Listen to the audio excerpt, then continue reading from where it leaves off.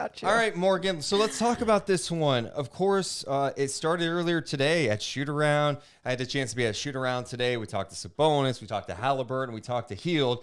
And you just got the feeling, even though some were trying to downplay it, like it was going to be an emotional night, right? Like Tyrese Haliburton wasn't here a long time, but he had a connection with the fan base.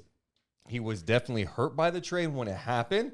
And he's coming into tonight playing incredible basketball. His last 3 games headed into tonight, 40 assists, no turnovers. No player had ever done that in NBA history. Incredible. He had Buddy Hield returning to Sacramento for the first time. The franchise's all-time leader in three-point makes. Fastest player ever to make 1,000 threes. Pretty incredible stuff. I was very curious to see what the ovation was going to be tonight, and I think it kind of went how I expected. Same. I thought Haliburton was going to get a lot of love, and I thought Buddy was going to get a mixed response. I think the biggest surprise to me about that was that Buddy was getting booed pretty much every time he touched the ball. I did not anticipate that. No, but I think that's now going to be the tone of this crowd with former players that didn't want to be here. And whether you agree with it or not, I love that he got the ovation in the beginning, right? Like when they announced his name. Who? Buddy, they got a few boos, there right? was some boos in there. So there was a lot of boos. There was a mixture of things, right? But then as the game went on, it was like clearly booing the shit out of him anytime he had the ball in his hands. And I think it was even more so than when Marvin Bagley was here and had the ball in his hands. So I loved the energy from the crowd, and I think it's more playful than it is out of like anger and hate. Yeah, and Buddy kind of fed into it later. He had a 3 and was kind of jawing a little bit. Well, at he the flipped crowd. off the crowd too. Oh yeah. Did he really? Yeah. Oh, yeah. 3 on. and then did this the upside down bird. Did he really? Well, my sources were sitting very close and said that happened. Are you kidding? Yeah, it was right after I flipped off someone. Oh, now you boo him relentlessly forever. Yeah. Well, I mean, hey, it was one source. Okay. Yeah. Well, I would say this too with Buddy, and some people go, "How could you boo this guy?" Or "I don't get it." Blah blah blah. You know why I get it? Because the Kings have lost for 16 straight years, and Buddy had some great moments. He had some game winners for this team. The one at Detroit, he had the one to start the season a couple of years back in Denver.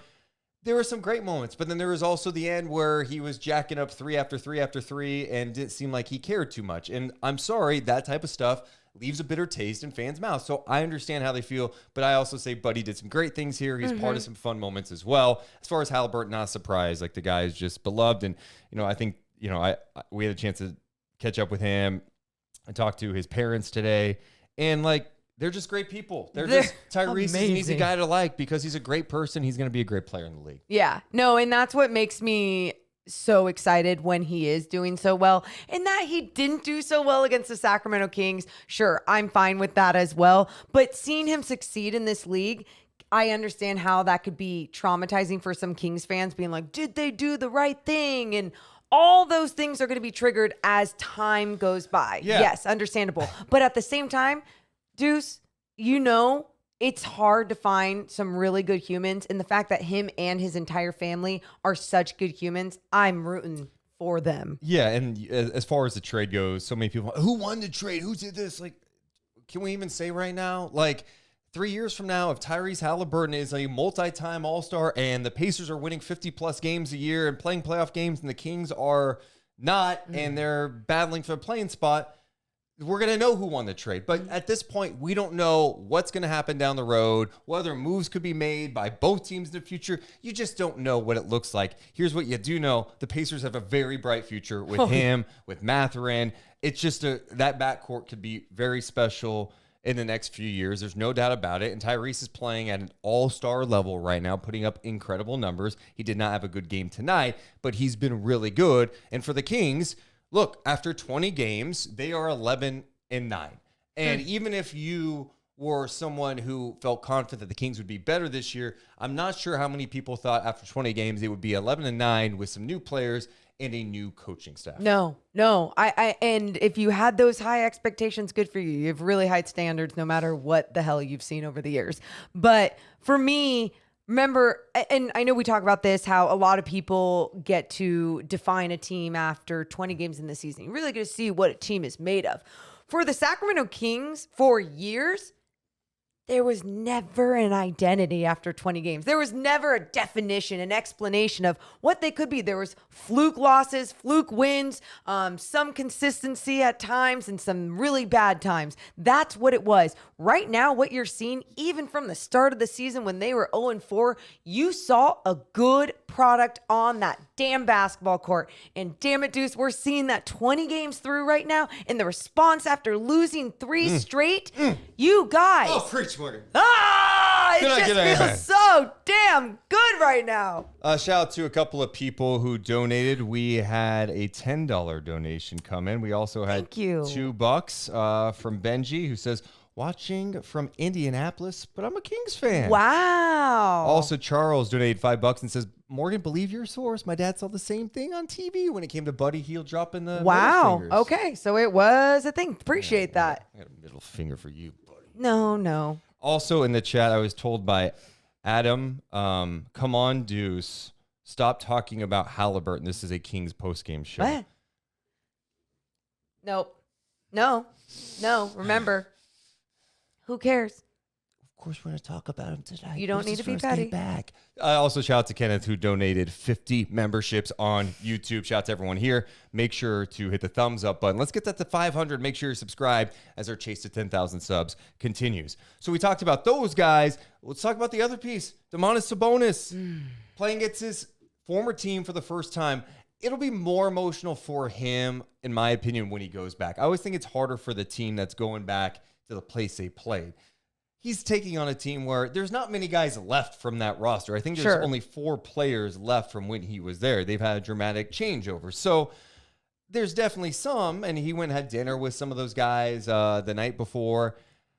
What I loved about tonight, Morgan, you talk about the response from the Kings. They lost 3 in a row.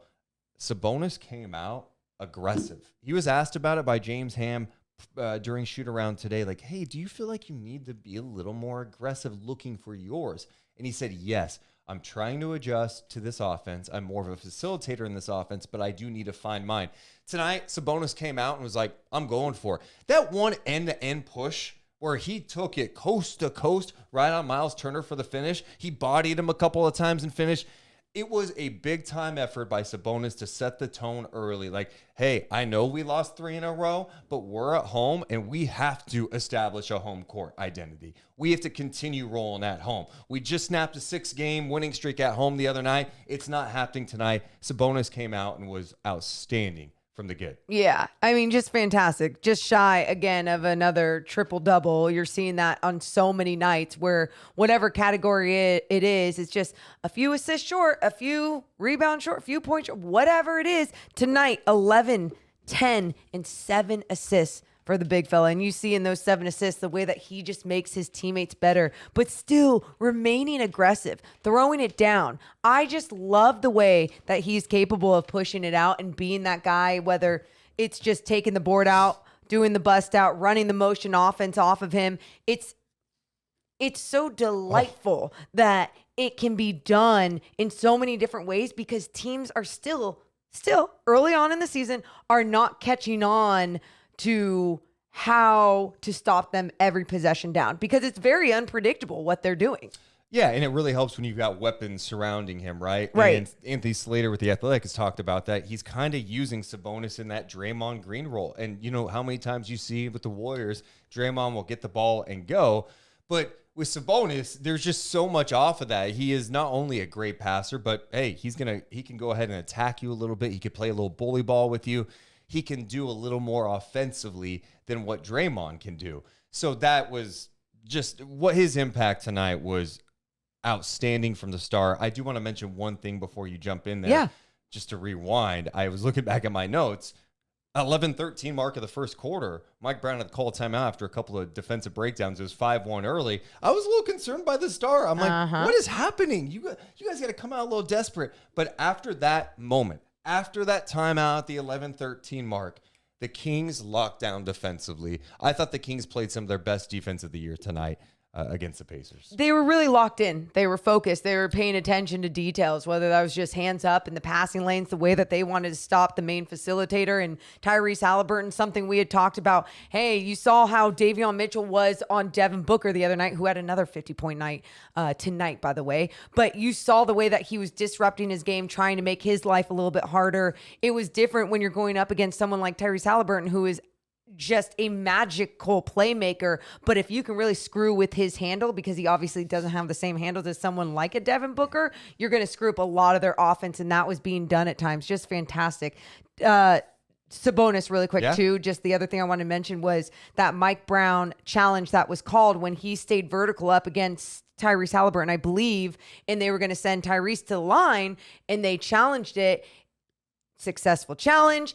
Fantastic job again by Sabonis, the way that he just remained vertical, didn't come down on him, didn't get him with his body, just stayed straight up. Great defense right there. I think the one area where Sabonis has surprised me most is how good he has been defensively. And people, when you look at bigs, it's always the first thing you look at is, but how many shots do they block a game? There's more to it, especially in today's game. And, I was eager to see how the Kings pick and roll coverage is going to be at times. And I think it continues to get better. And when you've got Sabonis having to come up, it's like, oh no, what's going to happen? But they're so aggressive with that hedge coming out. And Sabonis does a great job staying big. Like he gets his arms out to disrupt things. Mm-hmm. I didn't think that they were going to be able to play Sabonis like that long term this season. I thought that was going to be an issue, but he moves better than you think. He's big. And he gets back and recovers. You're so right. It's the fact that they don't have to just go, hey, we got to get in drop coverage every time. He's hedging. Yes. He's stunting the guard in the way that he is being aggressive and active, even with his feet, hands, feet, everything, Deuce. It's because, I think it's really an effort thing. It's obviously high IQ player understanding what he needs to do to accomplish that in that position. But I believe he's just determined to get that down. So, because he understands that these guards in this league, you got to do everything perfect against them. So would it be amazing if he could block 3 shots a game? Yeah, obviously. But he does enough good defensively that I think he's helping the Kings this year in that regard. It's not perfect all the time, but I think he does a great job there. And he also is a elite defensive rebounder. So you couple that, you go, he's been a plus in that area. Yeah. Do the Kings still need help with rim protection? Yeah, absolutely. But I think we talk so much about Sabonis' offense. I just think his impact in general is felt from a communication standpoint because he's always talking. He's always communicating. I'm watching the game against Atlanta, a couple of days ago when we were about to do TV, and just getting guys in the right spot, telling Monk, hey, get to that dunker spot, cut off Capella there, force Capella no tough pass. And what do you know, Sabonis is jumping up to deflect it while also going out to close out on the shooter, DeJounte Murray. He does a great job with effort plays in that regard, which is huge. And then offensively, even on a night where he's quiet scoring, and it's kind of misleading. He only played 23 minutes tonight. He had 11 points. He had 10 rebounds and 7 assists in 23 minutes on 5 of 9. Even when he doesn't have the ball, just watch him. Sometimes I will say, ignore the ball, and I'm just going to watch Sabonis move and point around and get guys, hey, cut there. He's constantly talking, and I think what he does for this team can't be understated. No, and it overstated. I always do that. Yeah, you do always do that. Overstated. Yeah. There we go. Turnover. Another turnover, Deuce.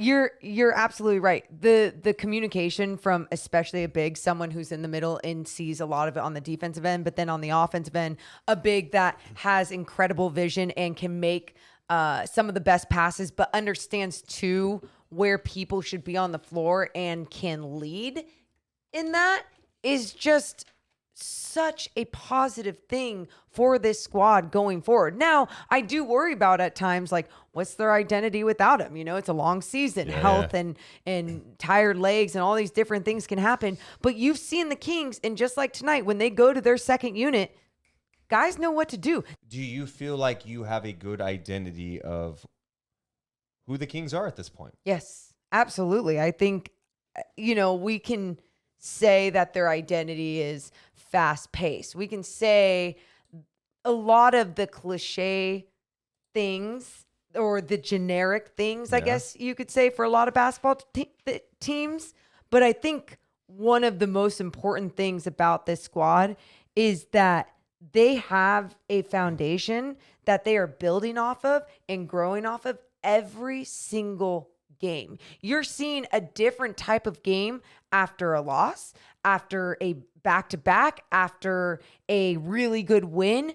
You're seeing the way that they're actually learning how to play basketball differently and adjusting and responding to these games. And that's the type of basketball I've just been wanting to see in this organization for so long. And they're doing it as a team, as a complete team, from the second unit to the starters, doesn't matter who it is, to the coaching staff. Everyone is on board and in tune with one another. They have a style of play. They do. You know what the Kings want to do. You know how they want to play. They want to share the ball. They want to push the pace. They want to make quick decisions. It's all stuff they said they wanted to do. They're doing it. They wanted to be better defensively. They're not great, but they've taken strides. Better. They are not an absolute joke defensively. Still not good, but they're doing more good things than they have in years. Yes.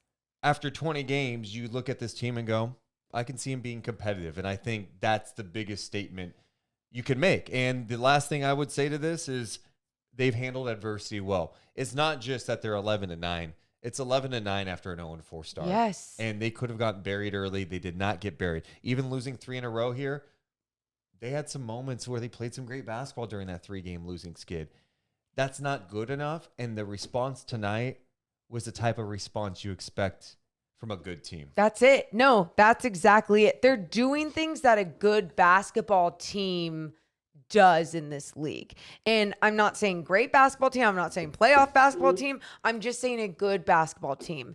And the way that you just brought up adversity and the fact that they understand how to still play with that same identity of basketball, team basketball, when times are tough, to not go ISO. Because you know what I love is that someone's going to keep them accountable if they pull that shit. And that's Mike Brown. They don't get that. They don't get to do those things. They don't get to make those mistakes a whole bunch of different times. They're going to learn right away, and it's going to be that next man up mentality. I think the other thing is this team likes each other.